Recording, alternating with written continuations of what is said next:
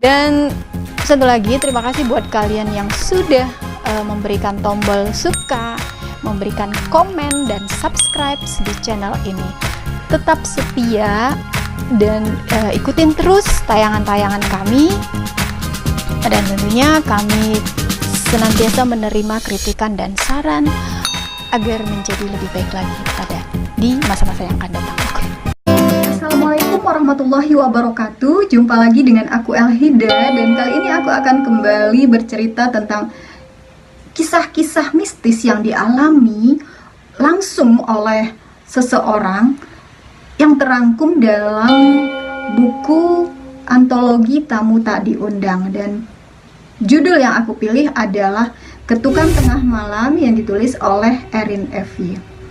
Tidak bisa dipungkiri, percaya atau tidak, tapi nyata adanya bahwa beberapa orang, entah itu kamu, aku, ataupun siapa saja, mungkin pernah mengalami, melihat, mendengar, ataupun merasakan bahwa ada hal-hal gaib di sekitar kita. Dan ini salah satunya. Bagaimana kabar kalian hari ini? Aman? Dompet aman? Sentosa? Semoga semuanya aman lah ya.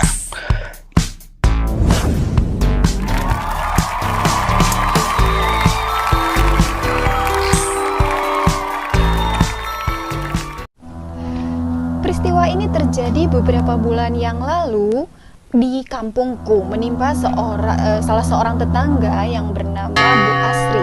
Beliau adalah seorang istri dan ibu dari beberapa anak. Selentingan kabar beredar bahwa Bu Asri pergi bersama pria idaman lain. Nah, tentu saja berita seperti ini, berita heboh seperti ini, secepat kilat menjadi konsumsi publik, yang apalagi ditambah dengan informasi-informasi yang belum jelas kebenarannya.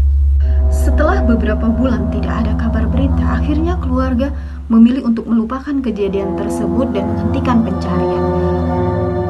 Namun belakangan, para warga sering mengalami kejadian aneh. Di antaranya ada yang bermimpi didatangi sesosok perempuan menangis di tengah malam. Hingga pada suatu hari, kampung kami digegerkan dengan penemuan sesosok mayat perempuan. Dan ternyata yang lebih mengejutkan, sosok mayat itu adalah perempuan yang selama ini menjadi bahan gunjingan, yaitu Bu Asri. Tentu saja berita ini lebih heboh daripada saat kepergian perempuan itu. Apalagi polisi telah berhasil menyelidiki dan menangkap pelaku pembunuhan, yaitu kekasih gelapnya sendiri. Diketahui pembunuhan itu terjadi pas ketika hari pertama Bu Asri meninggalkan kampung. Ternyata mayat diberi formalin sedemikian rupa hingga tidak menimbulkan bau busuk. Sejak hari pertama setelah mayat Bu Asri dimakamkan secara layak, warga pun mulai mengalami teror yang aneh-aneh. Sebagian ada yang melihat sosok penampakan Bu Asri, dan sebagian lagi ada yang hanya mendengar tangisan tanpa wujud. Dan pada malam itu, aku sedang melanjutkan menulis naskah cerpen untuk lomba ketika aku mendengar suara ketukan di pintu kamar. "Ya Bu," sahutku. Biasanya ibu yang mengetuk kamarku untuk mengingatkan aku agar tidak tidur sampai larut malam. Kemudian tidak ada terdengar sahutan dari ibu, dan malah ketukan itu semakin keras, hingga akhirnya aku pun bangkit dan beranjak menuju pintu lalu membukanya.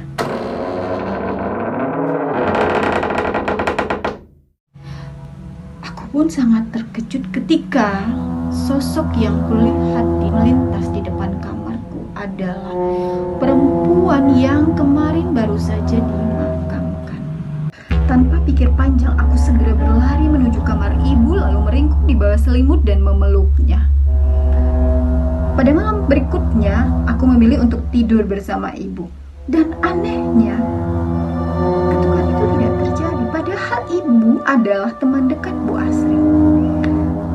Keesokan hari, ibu mendapat berita bahwa nenek sedang sakit. Mau tidak mau, ibu harus segera ke sana dan merawat nenek hingga sembuh. Aku yang sedang dalam masa ketakutan tentu saja protes. Kata ibu, itu halusinasiku. Banyak-banyak saja berdoa. Bagaimana mungkin halusinasi? Aku tuh masih bisa membedakan mana yang nyata dan mana yang tidak. Persis seperti malam sebelumnya, ketukan itu terjadi lagi dan tentu saja semakin keras. Aku yang sedang meringkuk di dalam selimut hanya semakin ketakutan dan berusaha melafalkan bacaan-bacaan ayat-ayat Al-Quran apa saja yang aku bisa. 10 menit kemudian akhirnya ketukan itu berhenti dan aku pun bisa bernafas lega. Namun mataku sulit terpejam hingga subuh menjelang. Kejadian itu terus berulang hingga 4 malam berturut-turut. Ingin rasanya aku pindah menginap di tempat lain, tetapi aku tidak punya saudara lain di kampung ini. Ibu memberi kabar bahwa dia akan pulang 2 hari lagi. Bagiku 2 hari itu teramat lama. Dan pada malam ini, malam kelima, ketukan itu terjadi lagi. Aku hanya bisa berpasrah dan meringkuk di balik selimut.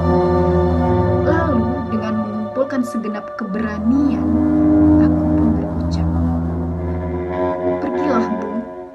Aku janji aku akan mendoakan ketenanganmu setiap selesai sholat." Lalu bacaan-bacaan ayat-ayat Al-Quran, apapun yang aku hafal, aku baca sebisa mungkin. Dan akhirnya ketukan itu pun berhenti. Sejak saat itu, tak lupa aku mau menyebut nama Bu Asri dalam setiap doa selesai sholat. Alhamdulillah aku tidak pernah diganggu lagi dengan ketukan-ketukan pintu di tengah malam. Kamu yang punya video yang bercerita tentang isi buku, baik itu tulisan kamu ataupun tulisan orang lain, kamu bisa kirim ke kita ya.